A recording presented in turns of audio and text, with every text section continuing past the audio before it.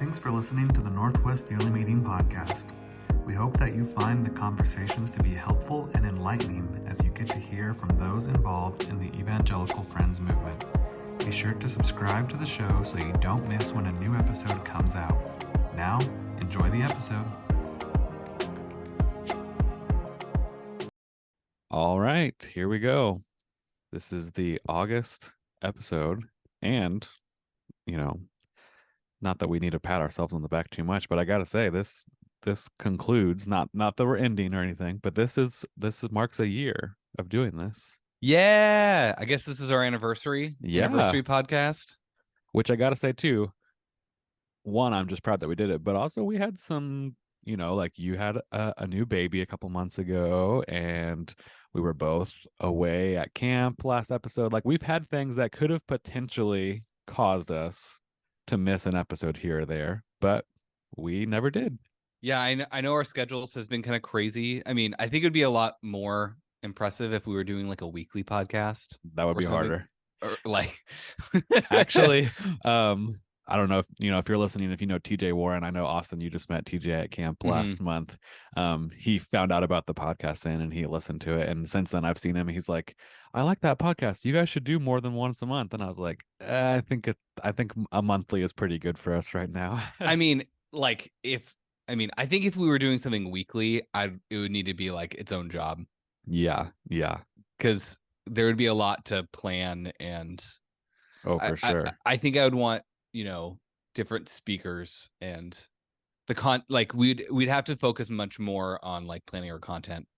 Anyway, yeah. But this is something that I do want to say about the podcast. If you've been listening to us for a year, I know that we're going to be going to yearly meeting here soon, and we'll be meeting and talk. I know that we'll probably talk about the podcast at some point, and but just know that our format and what we talk about isn't up for, like, we might be doing some experiments in the coming year, right? This has been kind of one experiment, and I've enjoyed it. Yeah. But there could be I don't know what it'll look like, but there could be changes in the future. Yeah. It's always good to keep things fresh, I guess. Yeah. I don't know the better way to put it. Yeah. So I think it's exciting, because I think after a year, I'm like, I could do this long term, and ready to be like, okay, like the learning curve is kind of, I've gotten the learning curve, and I'm excited to maybe do some new things. Yeah. So if you're a listener, if you're listening to this right now and you enjoy it, as always, go give us a review on iTunes. I just checked the other day. We did get a new review recently from Kevin Davis, who was a guest on here a couple months ago. His wife's also been a guest, so even in his review, he says, I'm a bit partial because me and my wife have both been guests on this podcast. But so we appreciate Kevin giving that review. And anyone else who wants to go, if you enjoy listening to this, if you've been a guest, whatever, we don't care. Go and just give us a quick review on iTunes, or I always say iTunes. It's not really iTunes anymore. They have their own podcast thing, but wherever. Spotify, Google Podcasts, whatever you're listening to this on right now, I'm sure there's a way for you to review this podcast. Though I'm going to say, if you're listening on podcasts on some app that's not a major platform like Spotify, Apple, or I don't know what would be the Android version. Yeah, I think it's just called Google Podcast, I think. Okay. If it's not one of those three, we probably won't see it. That is true. But we appreciate it. Yeah, we just don't have time to look at all the podcasting apps Every out there. Single different way you could listen to this. Yeah. Well, I'm going to bring our guest in. Our guest today is, I guess I should say, Dr. Manny Garcia, who was just the speaker at yearly meeting sessions. And so we're very thankful that he's taken time out of his schedule to come and meet with us and record here. As we'll touch on, he's very busy right now. And so once again, we really appreciate that he has taken some time to come and do this podcast with us. So I'm going to bring in Manny. Hello, can you hear me? Yes, we can. We can hear you. Okay, that's step one. Let's see. There you go. There he is. We are. He made it. Yeah, I Okay. did it. As soon as I clicked off and then tried to reconnect, it said running update, and I had flashbacks from the scene in The Office where Michael's trying to update PowerPoint, and he's like, "Oh, it says 30 minutes. It should be like 5 minutes." There you go. Well, thanks for joining us. I introduced you as Dr. Manny Garcia, and Oh dear. I think that's the first time I've ever called you that. Yeah. I mean, I know technically you are, but when I knew you growing up, you weren't a doctor, so I don't think I've ever uttered that phrase before. Yeah, the only ones that I really throw that around with are my kids. So, Yeah. like, I'm a doctor, right? And they're like, it doesn't matter. Yeah. Do they're you like, "You're just dad." Yeah, I know. I had a professor in college who he was a doctor, but he would just refused to acknowledge. Like if his students would call him doctor, he'd be like, "I'm just not gonna like." He would correct you and just say, "Just call me Ray. Just call me Ray. Just call me Ray." And he was really adamant against using titles. Right. And it was like, I was like, okay. And it took me a while. It took me a while to be like, okay. But I respect it at the same time. Yeah. No, it's definitely weird. I mean, the circles that we as friends especially navigate, titles aren't nearly as important. So like even when I was pastoring, like to be called Pastor Manny always felt a little awkward. Like Oh I yeah. just want to be Manny. Yeah. Yep. I've had Yeah, I that was gonna same say, conversation with people. I was like, it's definitely a friends thing to not, you know, like I know lots of doctors within the friends thing, but obviously I don't call them that, or even when I refer to them as other people, I don't refer to them as that. So Right. yeah, it's interesting. Not out of a disrespect thing. I'm like, dang, Manny's got his doctorate.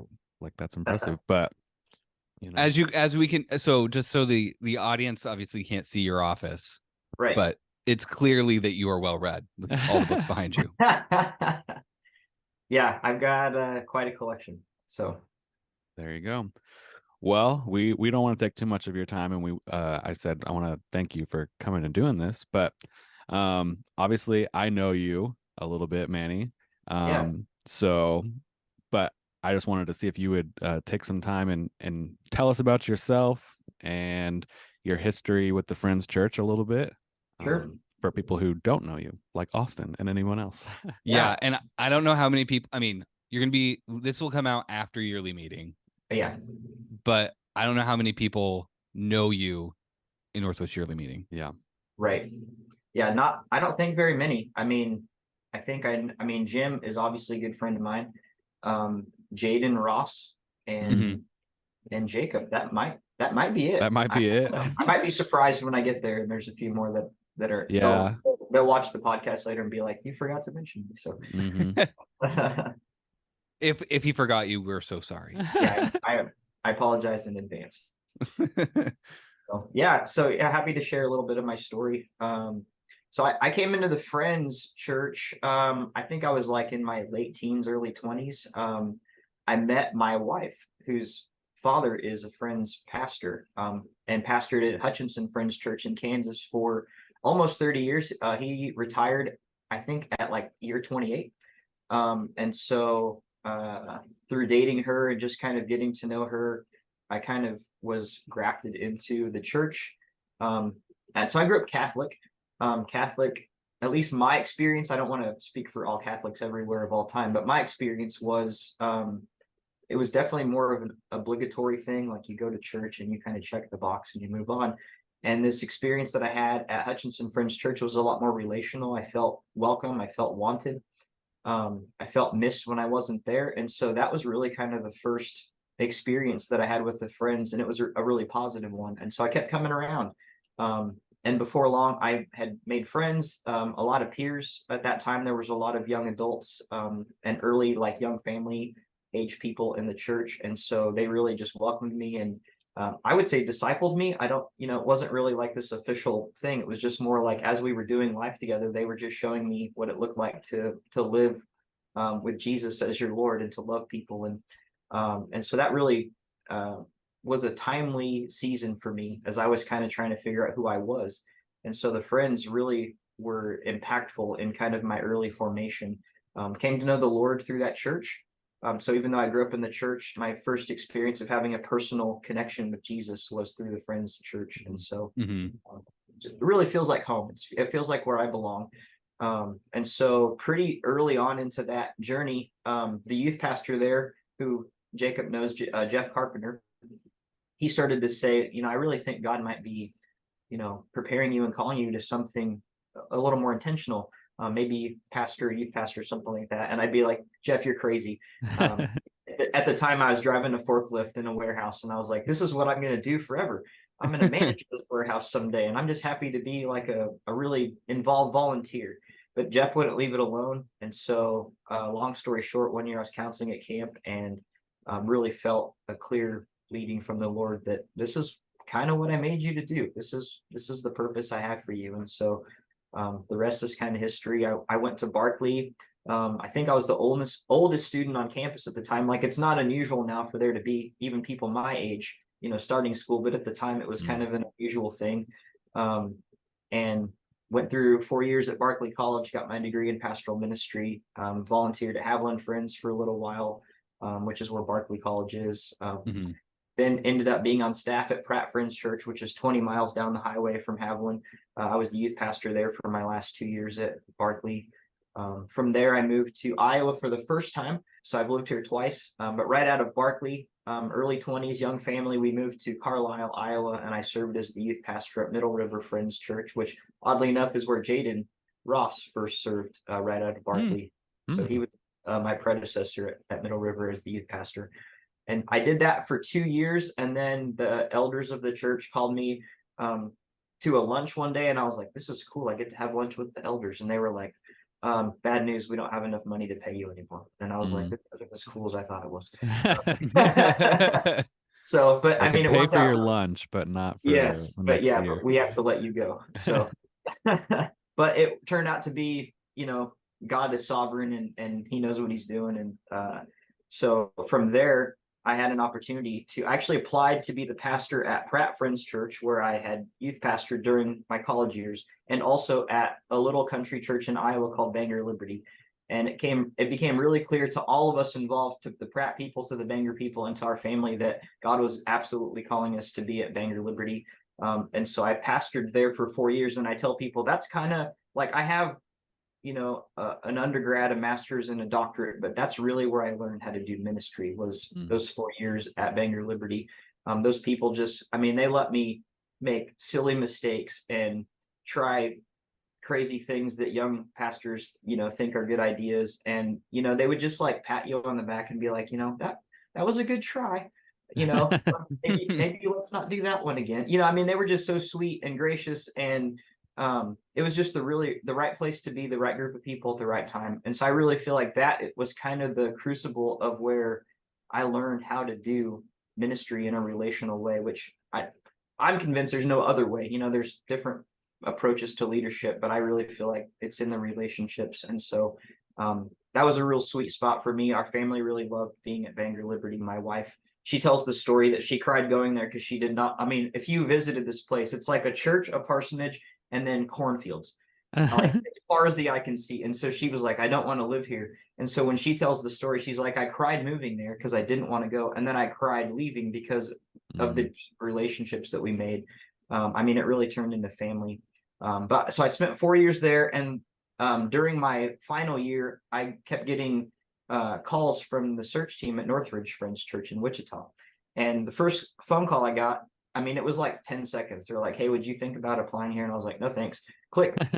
But, they called a couple more times, and, they used the infamous line, would you pray about it?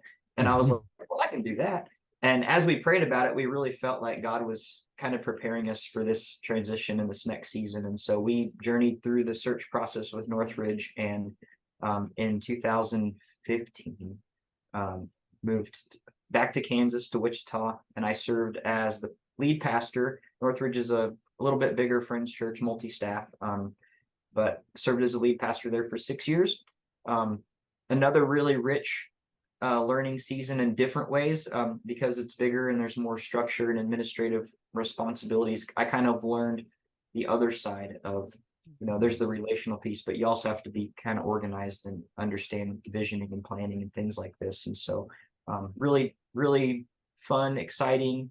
Then COVID hit, and everybody's world blew up. and leading a multi-staff, multi-hundred member church through COVID was a lot.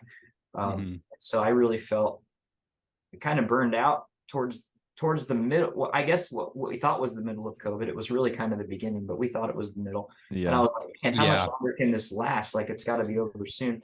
Nope, years. Yeah, but my elders they took good care of me. They noticed the burnout, and that's another thing. Like, in ministry, we have to have good people around us, and so they were like, "Hey, you need a break. We don't want you to burn out. We don't want you to quit." And so they gave me some time to just kind of rest and renew. And I feel like we came out on the other side. I thought about leaving during that, which a lot of pastors did, right? I mean, a lot of people in ministry and other jobs, it was just such a difficult season with no playbook, and so everybody was like, there's got to be something better than this. But I really felt like I didn't feel released. I felt like if I would have left, it would have been quitting, like throwing in the towel, because it was hard, and I didn't feel released. And so we talked about it as a family, and we were like, we had other opportunities, but we felt like if we take these, we're always going to wonder, like, if we did the right thing. And so we stayed, and we put our nose to the grindstone and kind of endured the hardship. And it was on the other side of that, as things started to kind of open back up, and we all kind of exhaled a little bit, that God was like, all right, now you're released. And it just felt a lot more complete. And this position that I'm in now as the superintendent of Iowa Yearly Meeting wasn't even open at the time that I was thinking about leaving. And so, it's all about God's timing. And I actually applied and interviewed with a different church in Iowa Yearly Meeting, almost kind of like, man, I really liked that season of life. Maybe if I can just get back to that. And God was like, that's not what I have for you. And so we waited. My predecessor in this position resigned, which I had no idea he was even thinking about leaving. And then the search team was like, hey, we think that you might be the next person for this role. And turned out that was the case. So that was, I don't know, 5 minutes of the story, but that's like the last of my life. So yeah. No, it thanks for going into the detail. It was kind of a good way to like hear your story and where you're coming from. And I had known some of that, but like I knew you were obviously at Pratt Friends and Northridge, pastor at Northridge. I don't think I actually did know that you were in Iowa, like for a little bit between that, and then you went back. So we spent 6 years total in Iowa, and then 6 years back in Kansas, and now we've been back in Iowa. It'll be 2 years in August. So okay. Yeah. Now I'm ignorant. Kansas, what yearly meeting are they a part of? That's Evangelical Friends Church Mid America. Okay. Yeah. Which that's the yearly meeting that I grew up in down in Texas. And so like that's how I knew Manny. He was a youth pastor when I was like in high school. And so when I'd go to summer camps and stuff, he'd be there.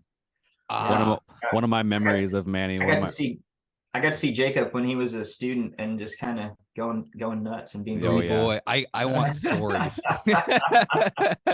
Well, one of my I always think about Manny. I don't remember what year this was. Whatever year Napoleon Dynamite came out and was the popular movie. Like the summer camp that summer was themed Napoleon Dynamite. Like everything was Napoleon Dynamite, and the people. I guess Manny, you were probably, I don't know if you were directing or just doing something, but you were up front a lot, and they had you dressed up as Pedro. Yeah.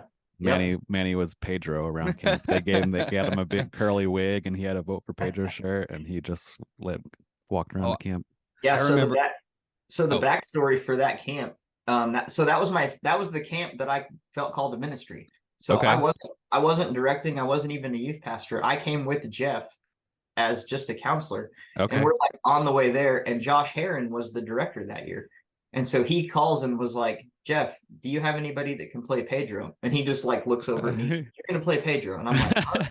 So like my first, like no one should ever do this, by the way. So I counseled junior high and high school camp, and I was in the program. Yeah. So it was like my first, I'd never gone to like church camp as a student because I wasn't in church. And so like my first experience of church camp is like, it's exhausting. Yeah. Like, you just have you running all the time.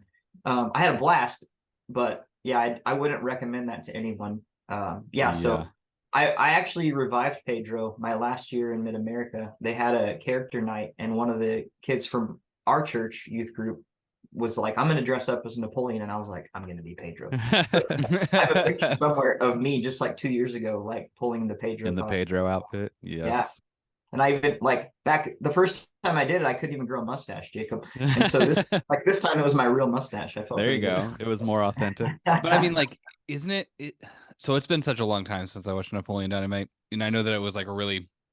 I remember when it first came out, it was super popular. It just like took over. Yeah, it took over, and I was in high school, and I remember I was one of those people who was like, everybody was watching it, and I hadn't seen it yet, and I thought this looks stupid, and and I was like, why does everybody? But then to pretend that like I had seen it, I like was like quoting all the stuff. Yeah, but like I had like no idea what I was talking about, and then I went and saw it, and I was like, I remember watching the first time being like, I don't get it.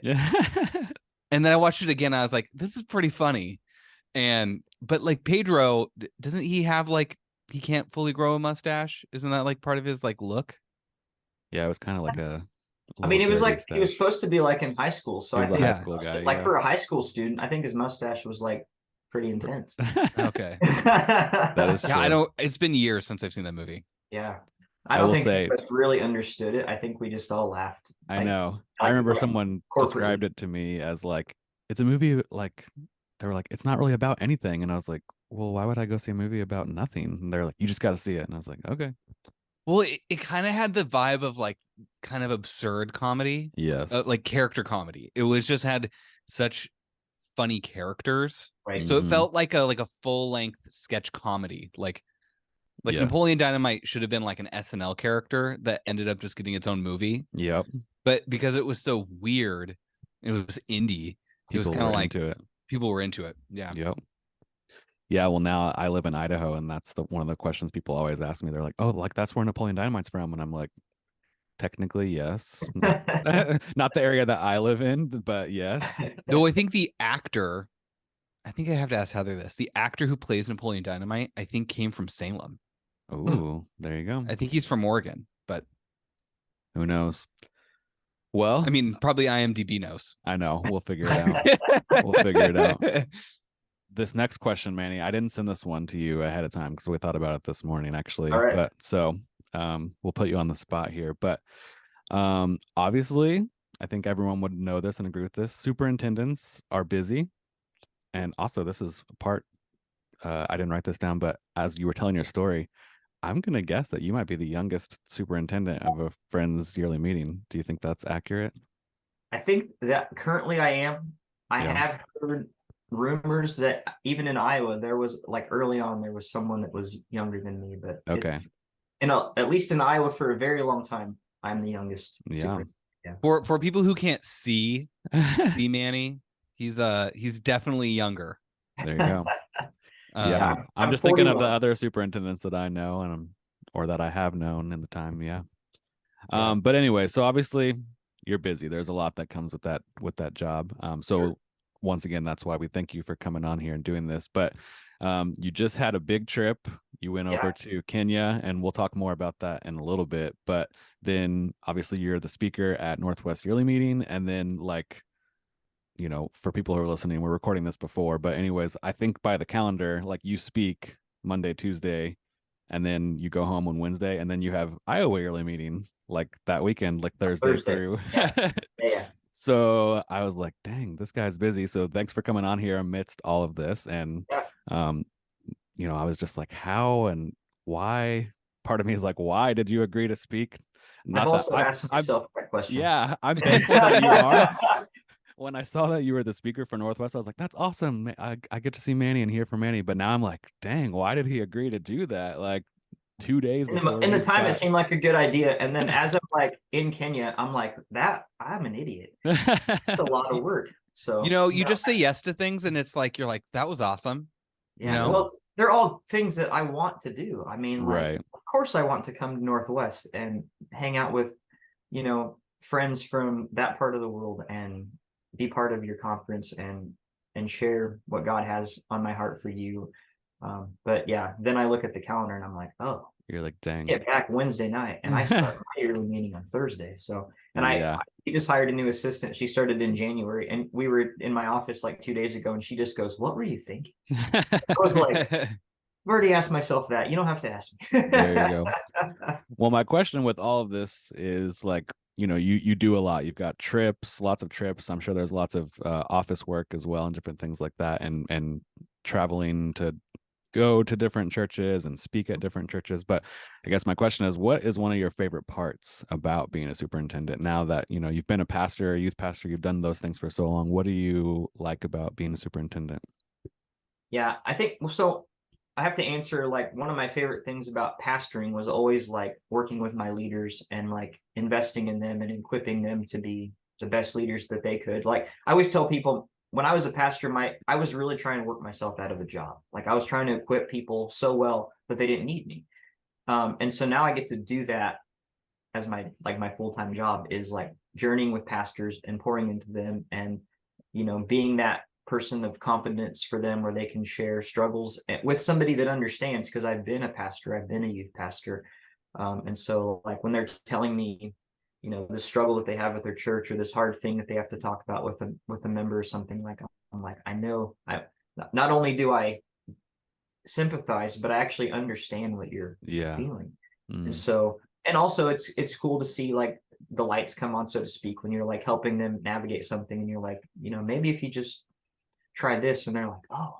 So I think just journeying with pastors and church leaders.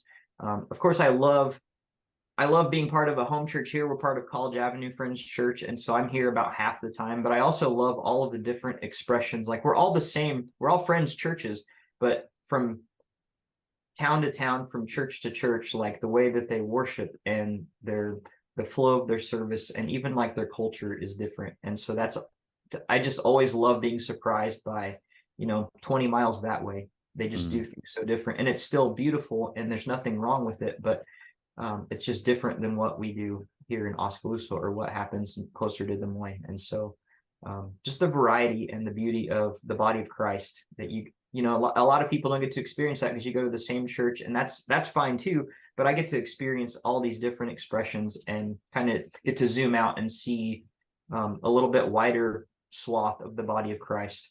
So that's probably my favorite thing. Nice. How many? Yeah, oh, go ahead, Austin. Oh, I was gonna say, yeah, that's pretty cool, because I know, at least for me, so I'm a pastor here in South Salem and Northwest Yearly Meeting, and I've never gone to like anything friends related outside of Northwest. And so it's kind of, there's like, oh my God, I wonder what it's like out there at the other yearly meetings, like in, Mid-America or Iowa or even further east. I don't even think I know all of them, or even in like Kenya or Rwanda. Yeah. I know that there are like evangelical friends meetings out there, that I'm like, it would be so neat to be able to like go and see all of that, but I just don't have the time or the the money to like go travel. Yeah. Right. I was going to ask, how many Friends churches are in Iowa? Because you guys are your own. Meeting. So we are at 27. So we closed one last year that was, very small. And so but we had a preparatory meeting of an international church of actually Kenyan refugees in Minneapolis. And so we recognized them as a full church last year too. So we kind of lost one, gained one. So 27 right now. I think at the peak, Iowa had like 60 Friends churches, kind of back in the 70s. So not unlike many other, not even just Friends, but I mean Christian churches in the US, like we are seeing decline. Sure. But yeah, we're at 27 right now. 2 of them are in Wisconsin and one in Minnesota. So Iowa Yearly Meeting isn't just Iowa. Right. Yeah. There you go. That'd be confusing. Yeah. So yeah. I just kind of assumed that it would just be Iowa. I did too, actually. Yeah.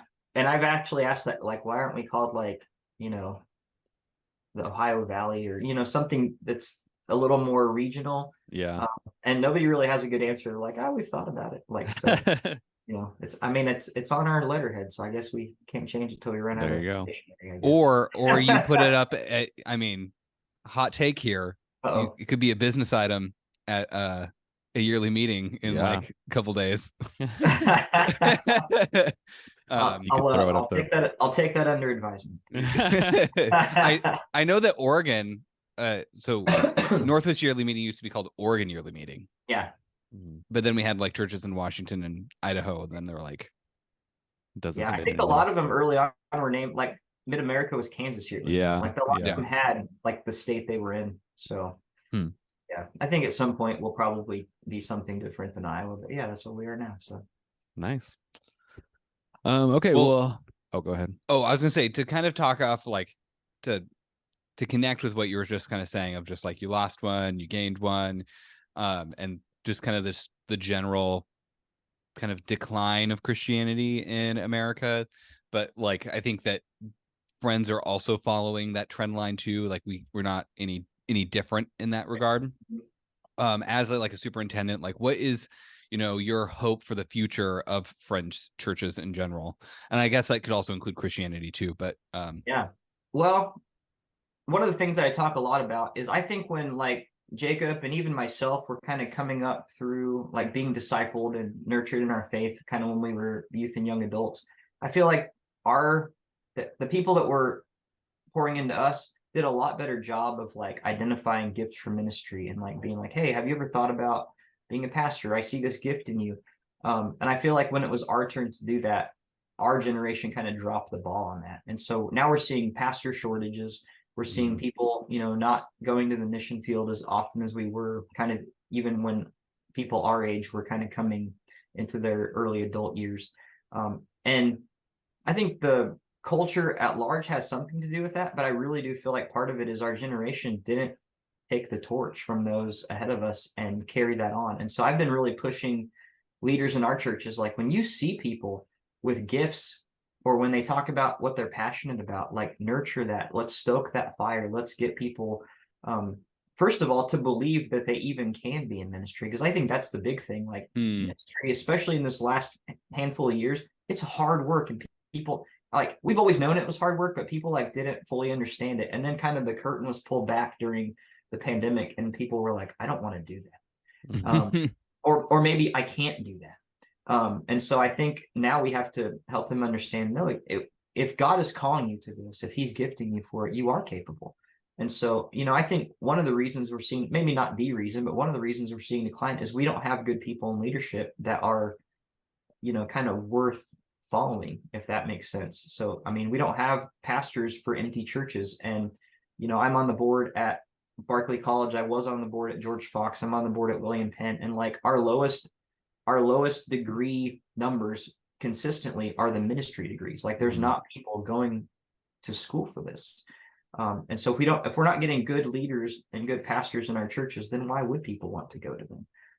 And so there's other pieces to that, but I feel like that's in my role, that's one of the places that I can have a direct influence in. Yeah, I don't know if you know this, Manny, but just like last month, I just transitioned out of my job as a youth pastor, and I am now working for Kaleo Academy. Okay.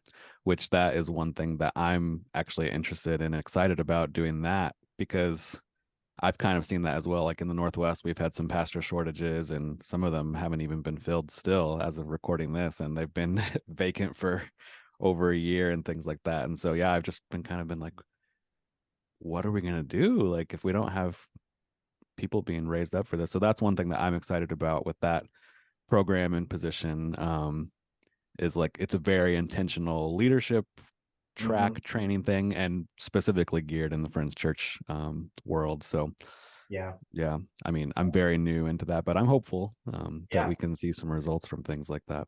Yeah. And I talked to a little bit with Katie Moran, who's on staff with you. And I said, one side is definitely getting our young people plugged in and trained and to hear the call that God has in their life. But I think the other side of that is helping churches. Like, I had a church that they didn't have a pastor for about a year. And every time I would visit, and I visit often because those churches need more attention, they would always you could tell they were yearning for a pastor. And every time I would be with them, I'm like, you're not struggling. Like in this season, you've had other people step up. And so I've just tried to call out, like, you're still capable of doing ministry. Just because you don't have a pastor doesn't mean you have to hit the pause button. And so I think the other side of that conversation is helping churches understand that they have everything they need within them if they would just, realize it and step up. Like, that's why we're the body of Christ. Like, one individual person may not have everything it takes, but collectively, I think we can find it. Yeah. So Yeah. you brought up the, like, you didn't grow up in the Friends church and you didn't really like think about going to ministry because you grew up Catholic and there's all these things. Yeah. And you kind of touched a little bit on like how you got into ministry a bit, but like, I think it is kind of maybe a good kind of conversation to have of like, what was your experience? And this includes you, Jacob, too. Like, how did you feel like a call to ministry? And I think it usually does require somebody saying something, being like, hey, I see this in you, or to give you an opportunity of like leadership development. Like what was that experience like for you? Yeah. I think for me, it was a community of people that I respected and look up to, like speaking truth over me. Like, it started with Jeff just saying like, hey, I think that something might be happening here that you should pay attention to. And I wasn't ready to hear that yet, but he kept speaking it over me. I really think you ought to think about this. I really think you ought to pay attention to this. And then, it went from just Jeff to then I got plugged into the larger Mid-America community, and other people would say it. And I remember one time, like, I was like, all right, maybe I'm supposed to be a youth pastor. That sounds like something that I'm passionate about, that I'm interested in. And I drove from Hutchinson to Wichita, like an hour, to meet with, at the time, he was the youth superintendent for Mid-America. And like, we're in his front yard, and I'm like, hey, can I be a youth pastor without going to college? Like, that was my question. I was like, because I'm already in my 20s at this point. Like, I don't, it just seemed like a lot for me to get from where I was to youth pastor if I had to go through like 4 years of school. And he just goes, well, you probably could, but would you want to?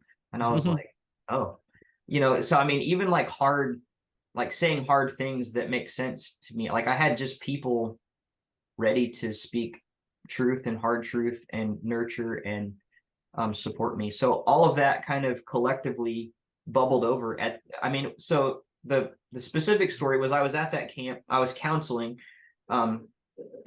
If you, like, anybody that's been to youth camp, like, the worship sessions are like a rock concert. Like, it's loud, there's lights, there's all this stuff going on. And in the middle of that, I felt like God say, I want you to pray. And I'm like, here?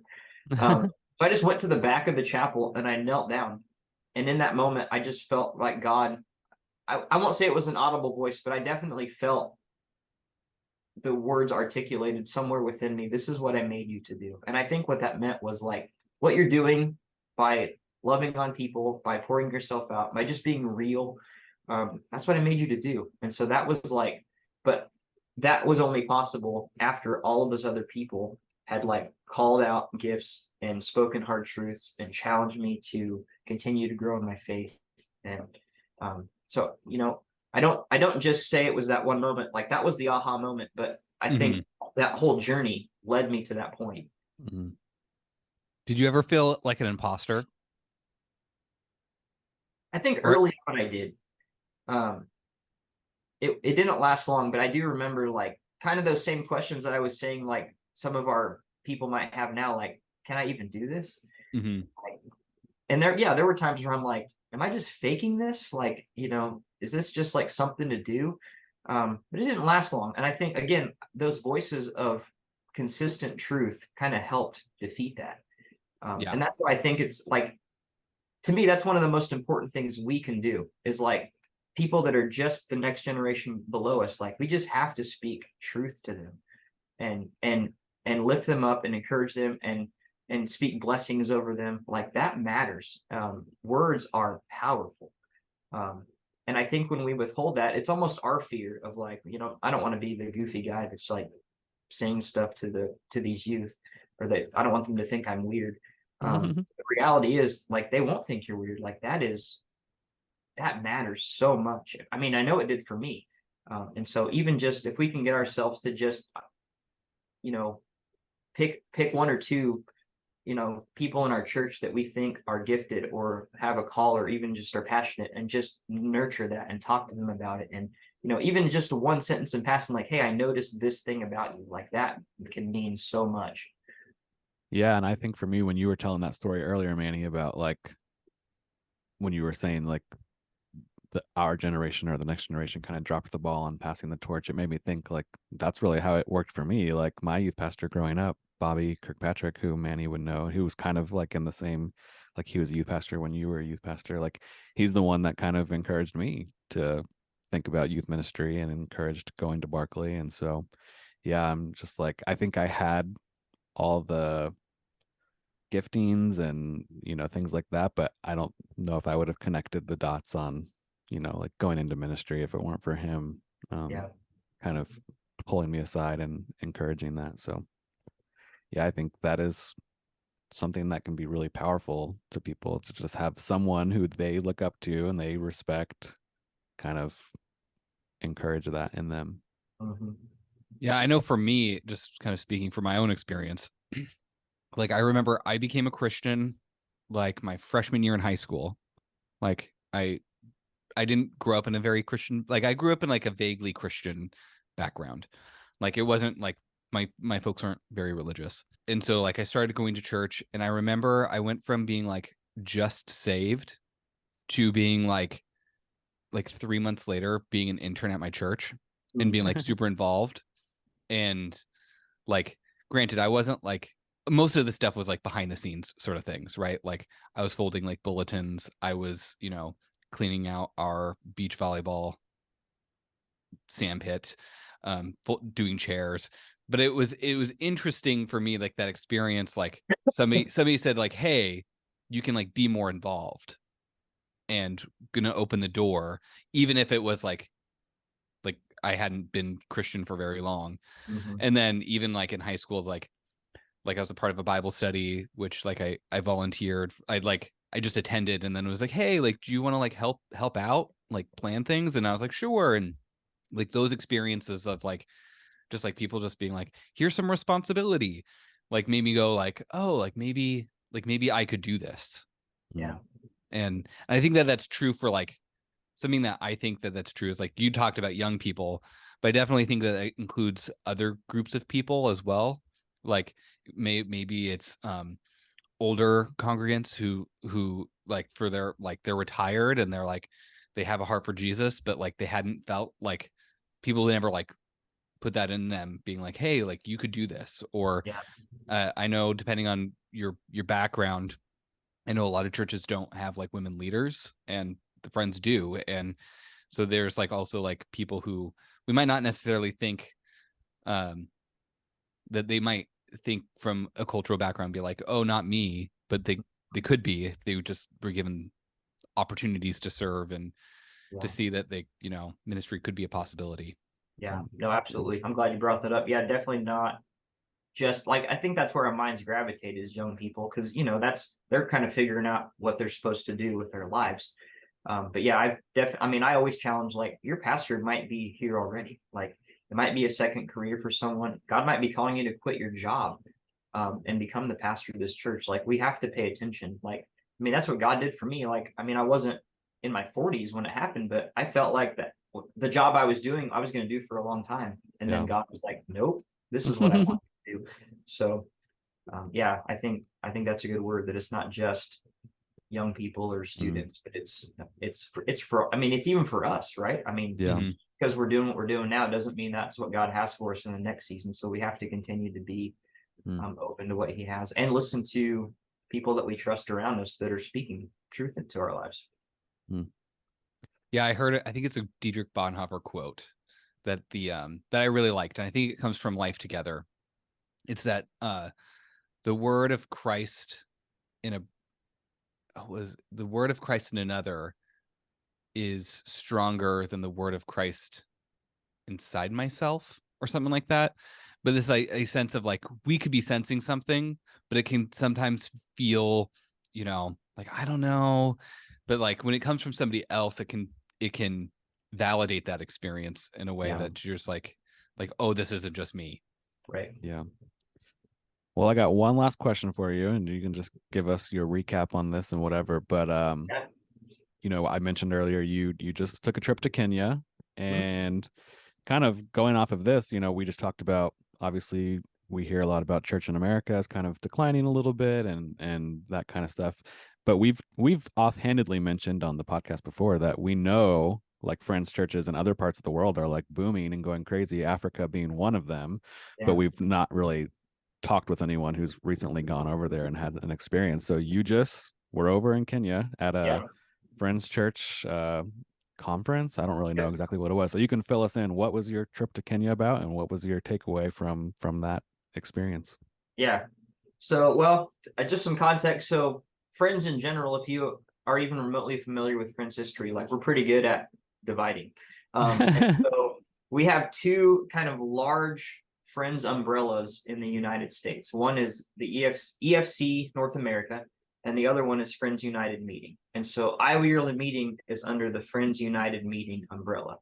And so what I went to Kenya for was every 3 years, the entire Friends community worldwide that falls under the FUM umbrella gathers for what they call triennial. And at the same time, the United Society of Friends Women under FUM, they have their own triennial, and the Quaker men under FUM have their own triennial. But this year was the first time in recorded history that all three happened at once at the same place. And so we had 650 delegates from all over the world gather in Nakuru, Kenya, for the triple triennial, and it lasted 6 full days. And 3 of it was the FUM, and then the back 3 were the women and the men split off into their own things.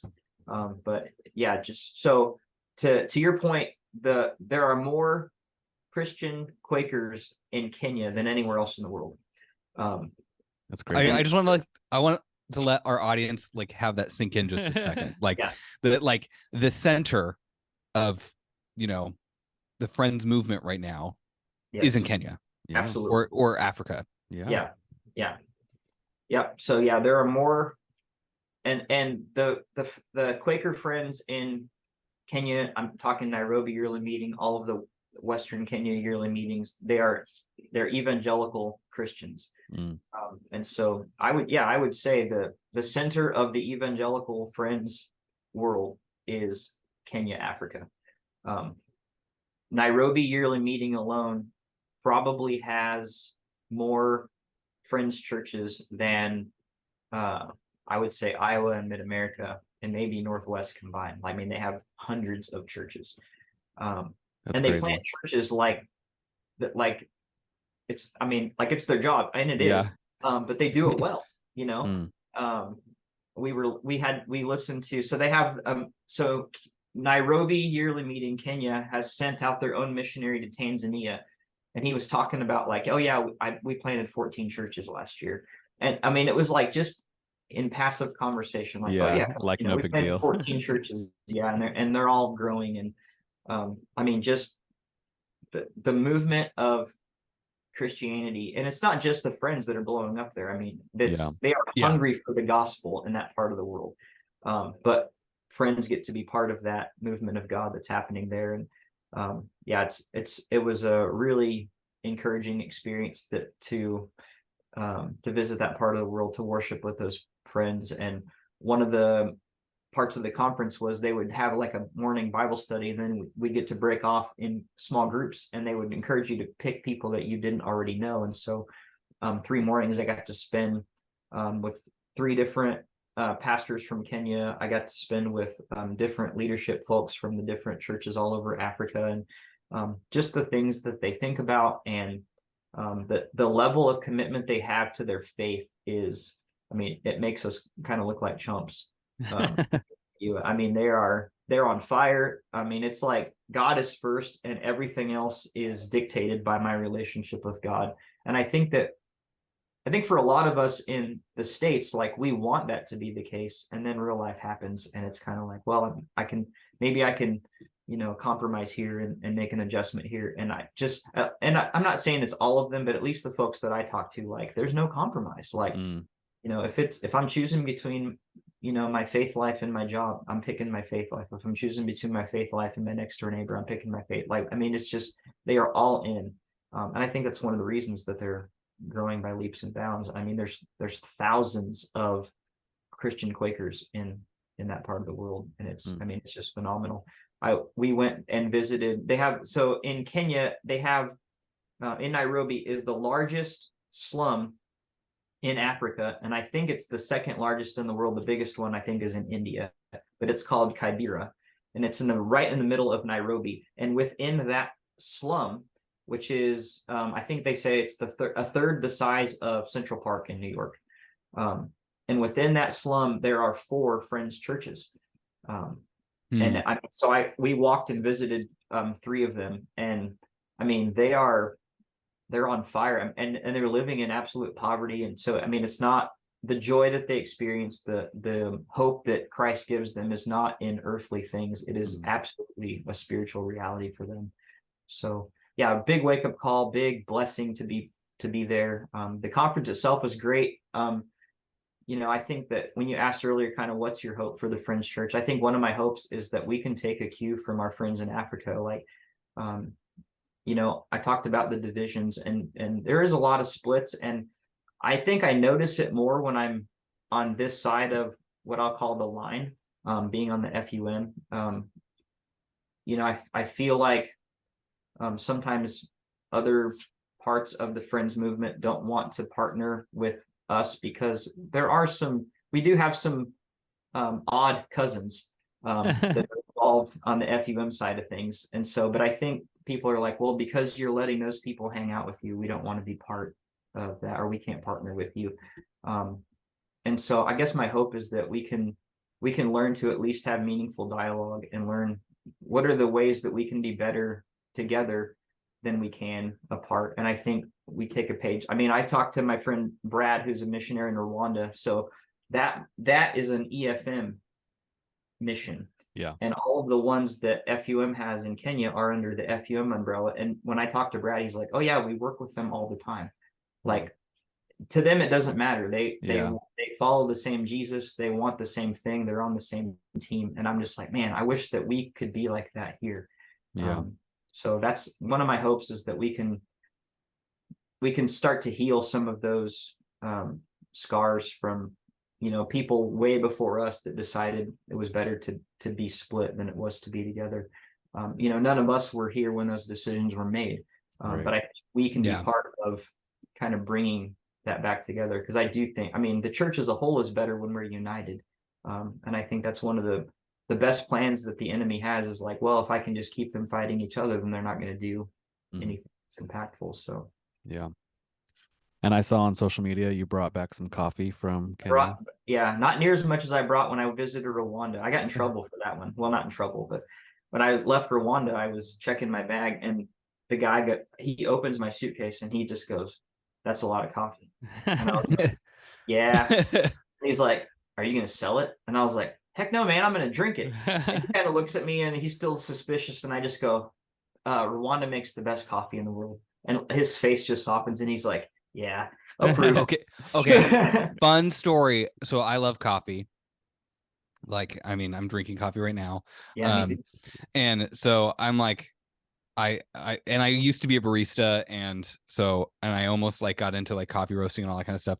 Anyway, the best coffee that I had recently was this Rwandan natural processed coffee. Oh, it was beautiful. Yeah. And yeah, so great coffee from Rwanda. Yeah. I brought back some Kenyan AA Blue Mountain, which is phenomenal. I brought back some. So even though I was in Kenya, I could get Rwandan coffee because it's right across the lake. Yeah. So when I was in Rwanda in 2018, I visited a part of the country called Lake Kivu, where the missionaries have a conference, and there was a coffee that was grown at Lake Kivu. So I bought that. I got some Ethiopian coffee, which is one of my favorites. I love Ethiopian Yiddish. Yeah, me too. I brought that back, and yeah, so I didn't bring near as much, but I think I brought like 8 or 10 bags back this time. Nice. I would do the same thing. Yeah. Yep. I would get probably questioning looks from TSA. Well, that's all we have for you. I don't know if you have anything else you wanted to say or whatever, but yeah, we just really appreciate you coming on here amidst all of your busyness and preps and jet lag from trips and all that kind of stuff. Yeah, no, I appreciate it. I think it's cool to connect, and yeah, even though we're recording this before I'll actually be there. I think you said come out Yeah. till after. So Yeah. I really enjoyed being with you all at at yearly meeting. And no, I love the campus at George Fox. I think it's cool that that's where you guys get to have the conference. So looking forward to being back there. Yeah, hanging with you and Jim and Jaden and whoever else I'm forgetting that is there that I probably know. So Yeah. Well, I'm looking forward to meeting you in real life. yeah, definitely. Yeah. So Yeah, this Zoom thing, we got way too used to it. So I like shaking hands and drinking coffee face to face with people. So There you let's go. make sure we do that. So Yeah. yeah, faithfulness, I think, is what we're going to be talking about, or what we have already talked about. what you think? What you think? Yeah. So Well, you never I'm, know. The Spirit might lead him to change his It's chat true. while he's there. It's true. that's right. Yeah, I don't know. Jim's been pretty directive. He's like 4 or 5 times. He's like, just remember, this is our theme. So And you're like, just remember, the Holy Spirit moves. yeah, no, I feel really good about that theme, and I think by the time you hear this podcast, you will agree that the Holy Spirit definitely moved, and I think what I have to share is straight from Him, and hopefully it's meaningful and impactful to where the churches of Northwest are right now. So Awesome. Well, thank you, Manny. Well, it's great to have you. yeah, thanks for having me. We'll see you soon. All right, Bye. bye. See ya. Well, that was a good one. I feel like Yeah. it's been a while since we've done one like this. Obviously, it's just been 2 months, but with last month being at camp, and we just filmed one or recorded one while we were there. I haven't been in this room and done this Zoom thing for a while, but yeah, I enjoyed that. I know. I also just realized, I think this is the first time we have interviewed anyone from Iowa. Yes. And this is the first time we've interviewed anybody who is a superintendent. Yep. I get. Oh, you take that back. Alan is assistant true. superintendent. So That's I true. mean, okay. Was Alan the assistant superintendent when we? Yeah, we did. Okay. I didn't So know. I guess- I know it's right around that time. Yeah, but definitely someone. He's not from Northwest. So yeah. Good. Did you say that Iowa is not a part of? They're a part of FUM. Yes. Oh, okay. We should have discussed. I'm like him. I know, like evangelical friends and FUM, but I don't know totally all the differences. We could have pressed him more on that if we needed to. But like I said, I've known Manny growing up. He's awesome. He's great. Obviously, Jim's having him come speak at Northwest. So yeah, we enjoyed it. Hopefully you guys enjoyed listening to it. If you did, once again, I'm going to remind you, go and leave a review. Let us know how much you enjoyed it. Or, hey, if you didn't enjoy it, I guess you can leave a review there too, but just leave a review. Yeah. One way or another. We should hound people at yearly meeting to, like, on the spot, leave a review. Just be like, pull your phone out right now and leave a review. I don't know if coercive reviews is if it works. But we know that you're listening. That is true. Yes. We know. We do. We don't know who you are, but we know that you're listening. Exactly. All right. Well, thanks for tuning in, everybody, and we'll be back next month. Once again, thank you for listening. If you enjoyed today's episode, be sure to share it with others. Please rate and review the podcast so others can find it. Contact the Office of Northwest Yearly Meeting if you would like to be